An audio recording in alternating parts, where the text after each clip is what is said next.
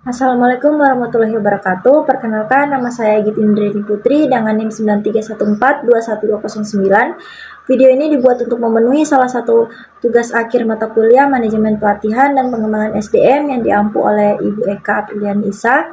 Pada kesempatan ini, saya akan membahas tentang studi kasus General Electric Pelatihan dan Pengembangan sebagai strategi pertumbuhan bisnis. General Electric adalah salah satu bisnis teknologi terkemuka dan salah satu perusahaan teknik listrik dan elektronik terbesar di dunia. Di Inggris, perusahaan ini mempekerjakan 20.000 orang dan merupakan salah satu dari 3 perusahaan listrik dan elektronik terbesar di dunia. Perusahaan ini telah menjadi pionir dalam inovasi sejak tahun 1896 ketika General Electric memasang lampu jalan pertama di Schenectady, New York. Pada tahun 2006, General Electric UK menginvestasikan lebih dari 74,4 juta untuk penelitian dan pengembangan. Perusahaan merancang dan memproduksi produk dan layanan untuk pelanggan industri dan layanan untuk pelanggan industri dan konsumen. Ini beroperasi di 3 sektor utama, yaitu industri, energi, dan kesehatan. Untuk mempertahankan posisinya sebagai pemimpin dunia dan tumbuh dalam lingkungan yang kompetitif, General Electric bertujuan untuk memberikan produk dan layanan yang berkualitas. Untuk melakukan hal ini, dibutuhkan orang-orang dengan tingkat keterampilan, pengetahuan, dan kemampuan kelas 1 di bidang teknik, IT, dan bisnis. Ukuran dan sifat bisnisnya yang beragam membuat General Electric memerlukan berbagai jenis orang untuk mengisi berbagai plan di seluruh perusahaan. Ini termasuk pekerjaan pabrik, terampil, magang perdagangan, desainer, dan manajer. Studi kasus ini mengeksplorasi bagaimana General Electric mengelola kebutuhannya dan keterampilan melalui pelatihan dan pengembangan. Nah, dari sekilas materi tentang studi kasus tersebut, muncullah beberapa pertanyaan, di antaranya mengapa generasi elektrik perlu mengidentifikasi penilaian kebutuhan staf mereka. General Electric perlu mengidentifikasi penilaian kebutuhan staf mereka untuk memastikan keselarasan antara keterampilan yang dimiliki oleh karyawan dan tuntutan pekerjaan yang ada. Ini sesuai dengan model penilaian dan proses HRD yang mencakup 4 langkah. Yang pertama ada evaluasi kebutuhan, yang kedua desain program, yang ketiga ada implementasi, dan yang keempat ada evaluasi. Dengan mengidentifikasi kebutuhan pelatihan, General Electric dapat mengaudit keterampilan yang dimiliki karyawan saat ini, mengidentifikasi kesenjangan keterampilan, dan merencanakan pelatihan yang sesuai. Hal ini membantu memastikan bahwa staf memiliki keterampilan yang diperlukan untuk mendukung tujuan bisnis dan tetap kompetitif dalam lingkungan industri dan dinamis. Kemudian pertanyaan kedua, General Electric dapat merancang kegiatan pelatihan dan pengembangannya berdasarkan model pelatihan dan HRD. Model proses pelatihan dan pengembangan HRD melibatkan beberapa tahap dan General Electric dapat merancang kegiatan pelatihan dan pengembangannya dengan mempertimbangkan langkah-langkah berikut. Yang pertama, ada identifikasi kebutuhan pelatihan.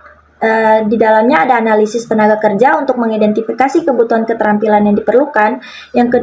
Kemudian ada melakukan audit staf saat ini dan menentukan kesenjangan keterampilan yang perlu diatasi. Kemudian menyesuaikan program pelatihan dan perubahan dalam struktur atau lokasi perusahaan. Kemudian yang kedua ada perencanaan desain pelatihan, yaitu ada mengembangkan program pelatihan berbasis pada hasil analisis kebutuhan, kemudian menyusun rencana pelatihan dengan mempertimbangkan keberagaman bisnis General Electric, kemudian merancang sesi pelatihan dan mencakup on the job dan off the job training. Yang ketiga ada implementasi pelatihan, di dalamnya ada menyelenggarakan program pelatihan di berbagai lokasi perusahaan, kemudian menggunakan berbagai metode pelatihan termasuk pelatihan industri, magang, dan program pasca sarjana. Kemudian ada menyesuaikan pelatihan dengan kebutuhan individu dan bidang bisnis tertentu. Kemudian yang keempat ada evaluasi dan pengukuran. Di dalamnya ada melakukan evaluasi berkelanjutan untuk memastikan efektivitas pelatihan, kemudian ada mengukur kemajuan karyawan dalam mengembangkan keterampilan baru, kemudian ada mengumpulkan umpan balik dari peserta pelatihan untuk meningkatkan program di masa depan. Kemudian yang kelima ada revisi dan perbaikan. Di dalamnya terdapat memperbarui program pelatihan berdasarkan evaluasi dan umpan balik, kemudian ada menyesuaikan program dengan dengan perkembangan teknologi dan kebutuhan pasar, kemudian melibatkan manajemen dan staf dalam proses perbaikan berkelanjutan. Dengan merancang kegiatan pelatihan dan pengembangan berdasarkan model ini, generasi elektrik dapat memastikan bahwa inisiatif tersebut terintegrasi dan strategi bisnisnya mendukung pertumbuhan dan menjaga ketersediaan keterampilan yang diperlukan untuk tetap bersaing dalam industri yang dinamis. Pertanyaan berikutnya yaitu pelatihan magang yang dilakukan oleh General Electric merupakan kombinasi dari pelatihan perguruan tinggi di luar pekerjaan dan pengalaman kerja di tempat kerja. Dengan memberikan contoh yang tepat, jelaskan perbedaan antara pelatihan di luar pekerjaan dan pelatihan di tempat kerja.